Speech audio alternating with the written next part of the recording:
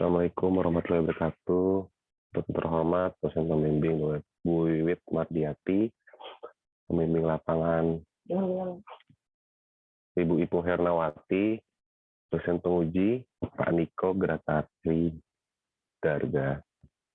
Saya akan mempresentasikan hasil TK saya yang berjudul pengolahan arsip peta di kantor unit pusat Karsipan Kementerian Lingkungan Hidup dan Kehutanan. Cakupan pembahasan yang pertama bab 1 pendahuluan, bab 2 gambaran umum, bab 3 pembahasan, bab 4 kesimpulan dan saran. Latar belakang, arsip sebagai salah satu alat bukti bahwa telah terlaksananya suatu kegiatan pada suatu instansi atau organisasi. Arsip peta yang penyajiannya dalam bentuk gambar sebagai media untuk menyalurkan informasi yang tergantung kepada penggunanya. Pengolahan arsip peta berperan untuk mempermudah proses temu kembali arsip jika dibutuhkan. Gambar umum Kementerian Lingkungan Hidup dan Kehutanan. Ini adalah logo dari Kementerian Lingkungan Hidup dan Kehutanan. Next. Sejarah. Sejarah dinamakan Kementerian Lingkungan Hidup dan Kehutanan. Yang pertama, Kementerian Negara Pengawasan Pembangunan dan Lingkungan Hidup pada tahun 1978 sampai 1983. Kemudian berubah namanya menjadi Kementerian Negara Kependudukan dan Lingkungan Hidup dari tahun 1983 sampai 1993. Kemudian berubah lagi namanya Kementerian Negara Lingkungan Hidup dari tahun 1993 sampai 2005. Kemudian berpindah lagi namanya berubah lagi menjadi Kementerian Lingkungan Hidup dari tahun 2005 sampai 2014. Lalu pada tahun 2014 mengalami penggabungan antara Kementerian Lingkungan Hidup dan Kementerian Kehutanan di tahun 2011 menjadi Kementerian Lingkungan Hidup dan menjadi Kementerian Lingkungan Hidup dan Kehutanan pada tahun 2014 sampai sekarang. Next. Struktur organisasi. KUPK KLHK berada di bawah dari atas dulu, dari Sekretariat Jenderal, turun di Biro Umum, turun di subbagian Karsipan dan Dokumentasi. Next. Kegiatan unit kerja. KUPK KLHK mempunyai tugas pokok menyusun kebijakan di bidang Karsipan, menerima, mengolah, menyimpan, menyusutkan arsip inaktif, melakukan penataan sistem Karsipan, pelayanan jasa Karsipan dan penyuluhan, perawatan koleksi dan pelacakan arsip peta, serta pengembangan teknologi Karsipan. KUPK mengolah arsip inaktif dari berbagai hasil kegiatan seperti arsip kepegawaian hingga kepegawaian keuangan hingga arsip peta. Next. Pembahasan. Arsip peta yang diterima oleh KUPK KLHK adalah arsip inaktif yang berada di unit kerja teknologi, kemudian dipindahkan dan disimpan ke KUPK KLHK. Dan juga unit kerja yang tersebar di berbagai provinsi di Indonesia. Berbagai macam arsip peta yang ada di KUPK KLHK berbahan kertas kalkir sampai berbahan plastik. Next. Ini contoh arsip peta yang berbahan kertas kalkir yang berada di kantor unit pusat Karsipan KLHK. Next. Dan ini adalah arsip peta yang berbahan plastik. Ini adalah contoh arsip peta Citra Satelit Provinsi Riau. Next. Lalu kita masuk ke proses pengolahan arsip peta di KUPK KLHK. Yang pertama, kegiatan pemilahan dan identifikasi arsip peta. Yang kedua, kegiatan pendeskripsian arsip peta. Yang ketiga, pengaturan pada daftar arsip belum memenuhi nomor definitif. Yang keempat, manuver. Yang kelima, penyimpanan arsip. Next. Yang pertama, kegiatan pemilahan dan identifikasi arsip peta. Kegiatan pemilahan adalah proses pemilahan arsip dari yang arsip dan non-arsip, dari yang coret-coretan hingga yang sudah masuk draft. Tujuan dari pemilahan ini adalah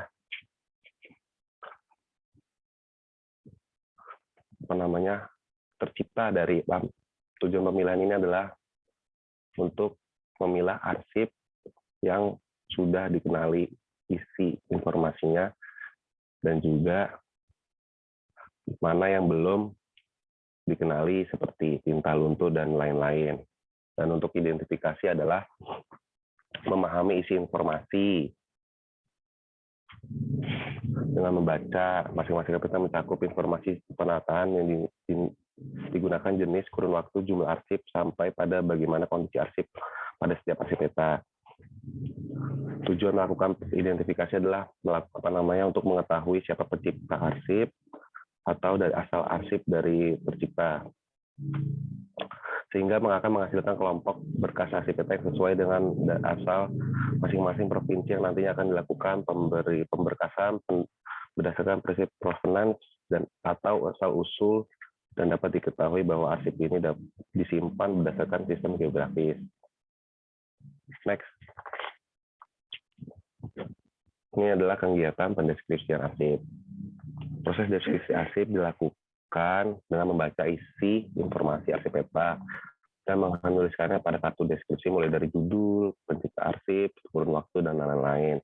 Kartu deskripsi arsip peta akan dibuatkan kode sementara berupa inisial pihak yang mengolah atau bahkan hanya nomor saja, karena nomor tersebut hanya dimudahkan untuk menghitung jumlah arsip yang sudah dideskripsi oleh pengolah dan akan dirubah menjadi nomor definitif nantinya.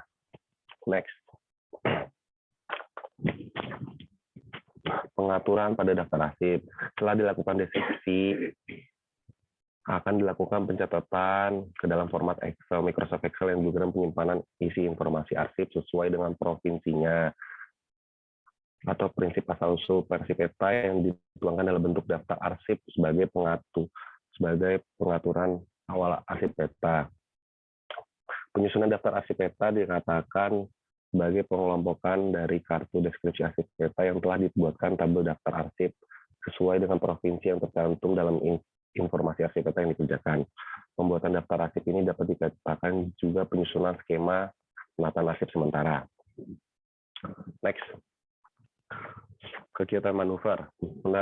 Kegiatan manuver dilakukan setelah seluruh arsip peta sudah diinput informasinya ke dalam Excel tabel arsip, ke dalam Excel tabel daftar arsip. Kegiatan ini merupakan memproses penggabungan data arsip dan penyatuan informasi yang mempunyai kesamaan masalah berdasarkan judul atau tema arsip, sehingga peta yang sebelumnya telah dipisahkan pada tahap pemilahan dapat menyatu dengan bagian lembar lainnya.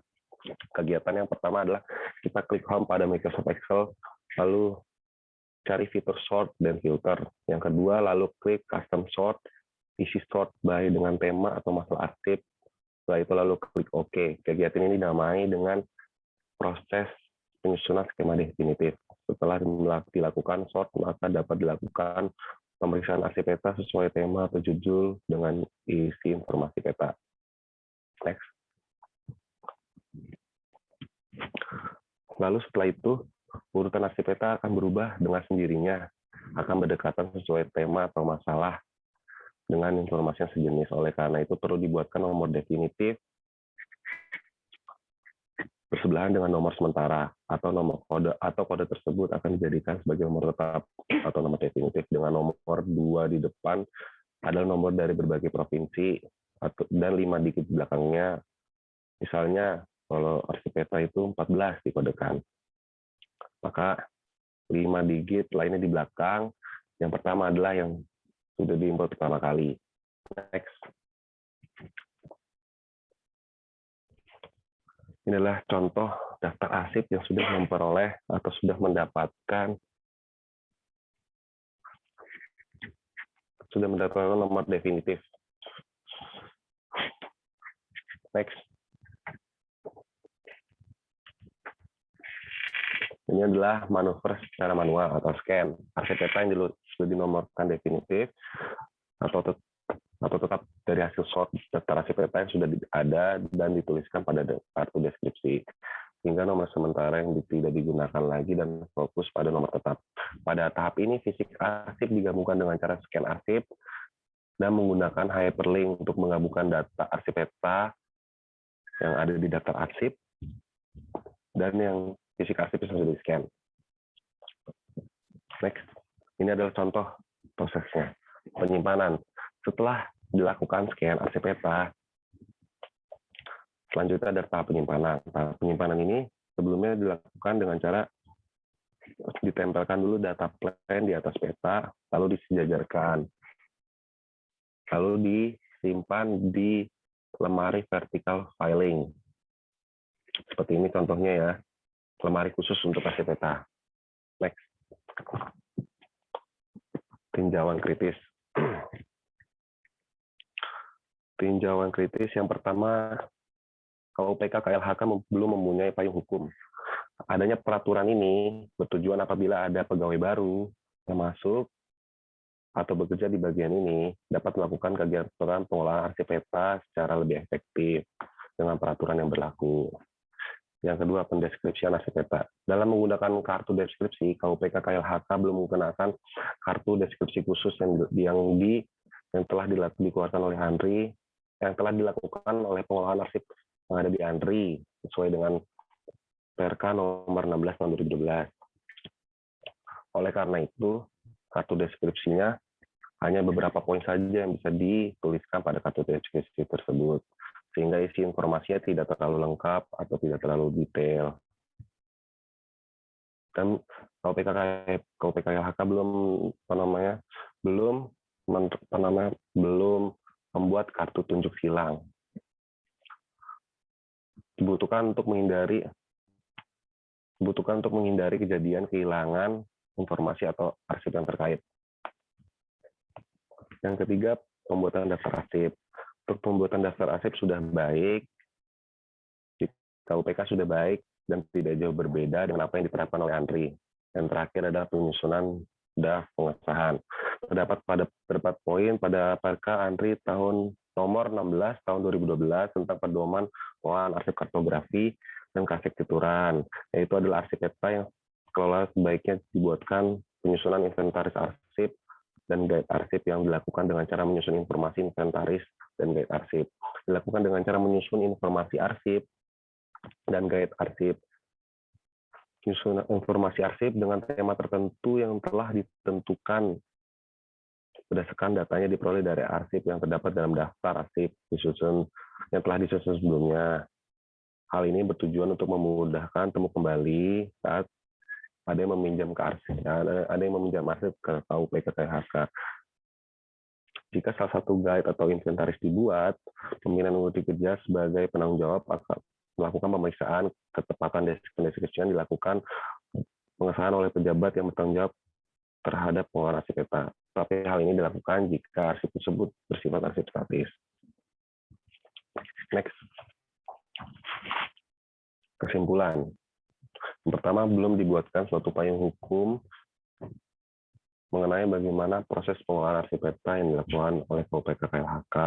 Yang kedua, dalam melakukan pendeskripsian arsip peta, KUPK KLHK belum menggunakan kasus deskripsi khusus arsip kartografi, sehingga informasi yang ditulis belum terlalu detail. Yang ketiga, penyusunan daftar arsip peta pada KUPK KLHK belum sesuai dengan format yang diatur oleh Perka ANRI, meskipun dapat dikatakan sudah memenuhi kebutuhan informasi di kementerian. Next. Saran, KUPK KLHK sebaiknya perlu membuat surat keputusan atau SK mengenai pengolahan arsip peta yang ditangani oleh menteri terkait, atau dibuatkan payung hukum. Yang kedua, penyediaan kartu deskripsi khusus untuk arsip kartografi yang sudah digunakan di ANRI. Yang ketiga, melengkapi daftar arsip sesuai pedoman peraturan kepala ANRI mulai dari font, seri, file, sampai tunjuk silang agar berguna untuk temu kembali lebih mudah. Sekian presentasi dari saya, kurang lebih mohon maaf. Assalamualaikum warahmatullahi wabarakatuh. Terima kasih.